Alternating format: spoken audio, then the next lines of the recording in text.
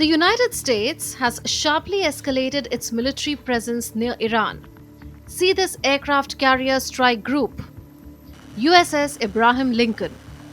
The Pentagon announced on 15th January that it has redirected it from South China Sea to West Asia. Besides it, there are 3 destroyers armed with Tomahawk missiles and a dozen F-15E Strike Eagle fighters sent to the region to bolster strike capabilities and defenses. President Donald Trump confirmed the move on 22nd January aboard Air Force One. Where do things stand with Iran? The U.S. has got sizable military assets. You know, we have a lot of ships going that direction, just in case. We have a big flotilla going in that direction. And we'll see what happens. We have a big force going toward Iran. I'd rather not see anything happen, but we're watching them very closely. But we have an armada. We have a massive fleet heading in that direction, and maybe we won't have to use it. We'll see. The deployment ramps up pressure on Iran amid its internal chaos. It offers the US both defensive and offensive flexibility. The buildup is a reminder of the rapid deployments seen last year after strikes on Iranian nuclear sites. It aims to pressure Tehran while preparing for potential retaliation. Analysts say the carrier group's arrival offers broader offensive options, with dozens of cargo planes spotted heading to West Asia, exceeding deployments during past major conflicts.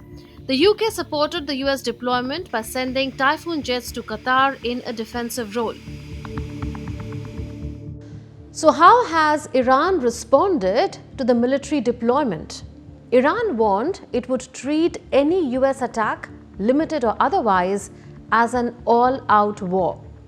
Iranian commanders warned that any US assault would make all American bases and interests legitimate targets. Ali Abdullahi Aliabadi, who coordinates Iran's military and revolutionary guard, issued that threat on 22nd January, while General Mohammad Bakpour, the commander-in-chief of the Islamic Revolutionary Guard Corps, declared that Iran is more prepared than ever with its finger on the trigger. So why are tensions between US and Iran escalating? The military deployment by US comes close on the heels of protests that erupted in late December in several Iranian cities over the sharp depreciation of the rial.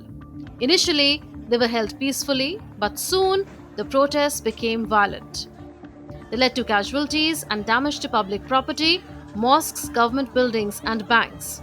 Activists report over 5,000 deaths and 27,600 detentions, though officials cite 3,117 total fatalities, including of security forces and what they call US-backed rioters. Trump initially threatened strikes on Iran. That was his warning to the Iranian regime to not crack down on protesters and not execute the arrested protesters. But Trump pulled back within days, reportedly after the US received guarantees against executions. Trump linked US military deployments to this unrest. He warned that last year's Israeli strikes on Iranian nuclear sites would look like peanuts if Tehran executes protesters or revives its nuclear program. But Iranian officials blamed the US and Israel for the protests. They framed the unrest as foreign orchestrated. Iranian Foreign Minister Abbas Araghchi has accused the US of instigation. He warned that any confrontation would be messy, ferocious, and far longer. Meanwhile, leaders in West Asia are cautioning Trump against military engagement. They cite risks of instability. Qatar has expressed alarm over what could become a potentially explosive situation. But analysts see the US posture as deterrence, as Trump himself hopes not to use the armada. Trump has balanced threats with diplomacy, reportedly after receiving protest-related assurances. At the same time, analysts are not ruling out miscalculation risks. Ali Vaez, an Iran specialist at the International Crisis Group, which focuses on conflict prevention, thinks that the US military threat was credible given its strikes on Iran last June. He said, and I quote, "What is unclear is what the goal is," adding that Mr. Trump's initial promise to rescue protesters appeared to have given way to seeking retribution against the regime. Meanwhile, the United States is penalizing Iran in other ways. It has expanded sanctions, targeting Iran's oil trade and maritime networks. Recent US sanctions on January 15th and 23rd targeted Iranian officials and oil shadow fleets over protester violence. So, what's the way forward? Iranian officials claim calm has prevailed internally, but analysts note persistent unrest. They say there is no sanctions relief either without US deals. While Iranian protests have not fully ended, they have significantly diminished as mass street demonstrations were largely quelled by mid-January. For now, diplomatic channels remain open. Trump is eyeing talks alongside military options. In the long term, US deterrence aims to prevent Iranian aggression without full conflict, though protest trajectory will test both sides. Experts say tensions between the US and Iran have not died down permanently, and a full regime change in Iran remains possible, though not certain.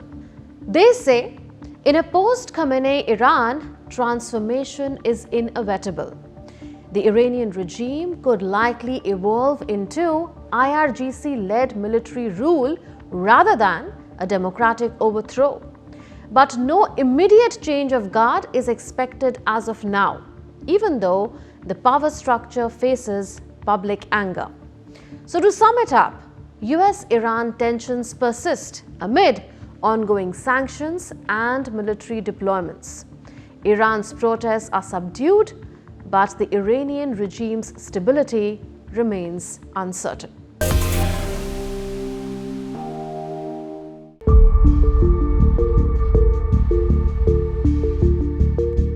For Australians, the ocean is more than just water.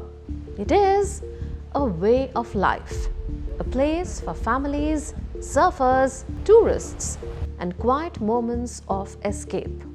But that familiar sense of freedom has been replaced by fear. In just 48 hours, 4 people have lost their lives in a shocking surge of shark attacks along Australia's coastline. It is an extraordinary and deeply unsettling pattern, one that has stunned communities and triggered urgent safety warnings. Beaches have been shut down, patrols increased, and questions are now mounting about what's drawing sharks closer to shore. Is it changing ocean conditions, human activity, or something more alarming? Let's connect the dots.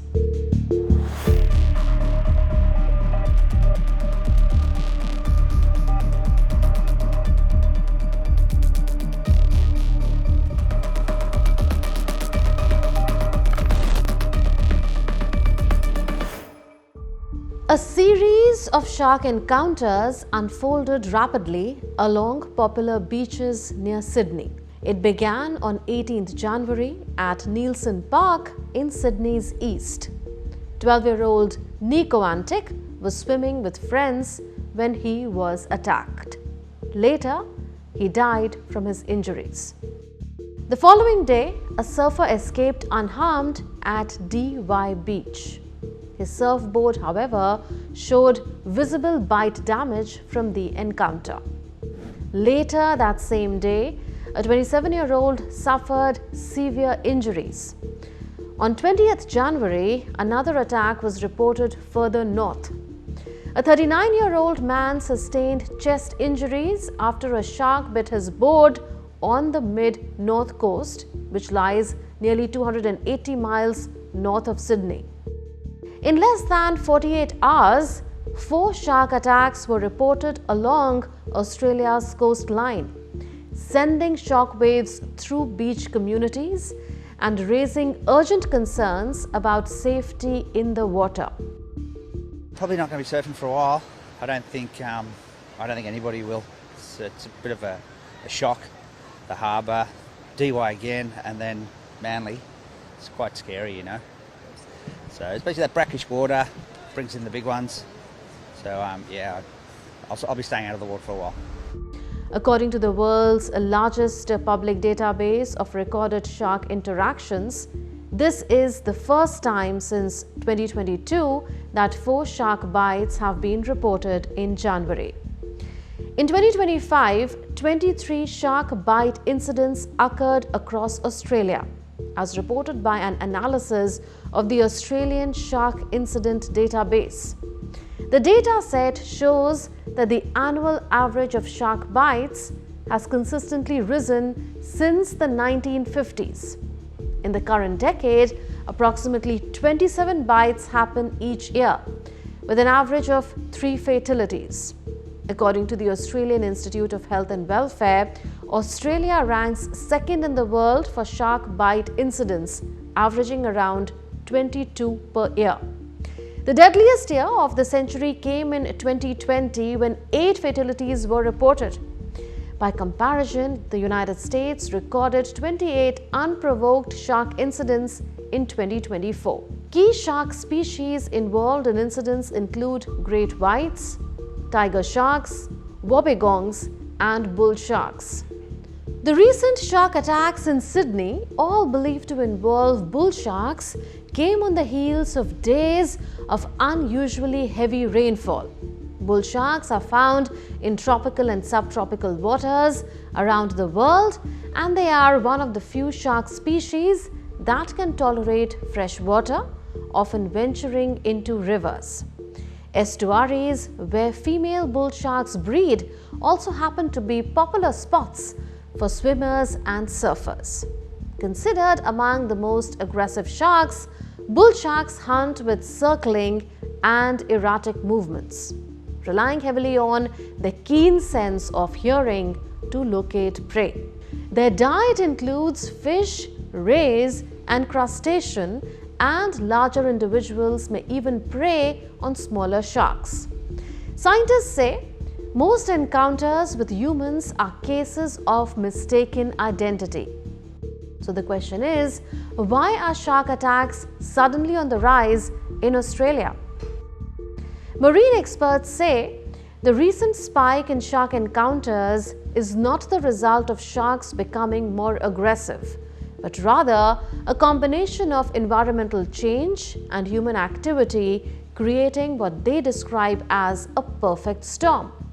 Rising ocean temperatures, driven by global heating, are allowing bull sharks to remain in the Sydney region for longer periods than in the past. At the same time, growing whale populations are providing more food for great white sharks, potentially drawing them closer to shore and into areas heavily used by people. Human behavior is also playing a role. Australia's coastal population continues to grow, meaning more people are entering the water than ever before. Advances in technology, such as thicker wetsuits and the popularity of water sports, now allow surfers and swimmers to stay in the ocean longer and during colder months. What happens on land does not end at the shoreline.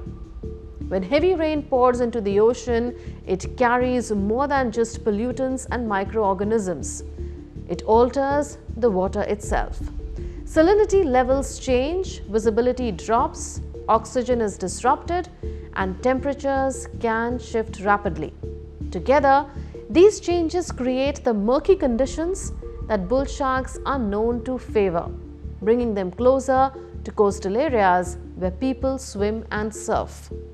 Imagine how unsettling it would be if the air you breathe, the water you drink, and the ground beneath your feet suddenly changed overnight. Marine life faces that same kind of sudden upheaval, forced to adapt instantly to an environment that has been dramatically altered. The recent cluster of shark encounters has triggered a surge in public anxiety and renewed calls for shark culls. The shark culls proposal typically involves deploying nets or baited drum lines near popular beaches to catch and kill sharks believed to pose a threat. But marine experts are pushing back, warning that culls offer little more than a false sense of security. Experts argue that the problem isn't the sharks, but the conditions drawing them closer to shore, including murky water after heavy rain and increased food sources. Scientists say monitoring ocean conditions, not killing sharks, is the most effective way to reduce risk. Around Australia, authorities have a common set of guidelines for swimmers to lower the risk of shark bites. Guidelines include staying close to shore and swimming between the flags in patrolled areas. Avoid swimming around dusk and dawn when shark activity is generally higher. Stay away from areas used by recreational or commercial fishers. Avoid swimming in river mouths, estuaries and murky waters and after heavy rainfall. Possible shark mitigation strategies range from drones, smart buoys, tagging, monitoring, and a range of personal protection devices with some, if limited, effectiveness. All of these should be tried and assessed. Recent studies have shown some success with magnetic barriers that create artificial reefs, which seem promising. One solution is to provide better information so people can be equipped with a stronger understanding of the grades of risk when they swim. That's all in this edition of Connecting the Dots. We'll see you in the next episode with more raging issues. Until then, it's a goodbye from all of us in the Delhi newsroom. This is Munmun Bhattacharya signing off. Take care and stay safe.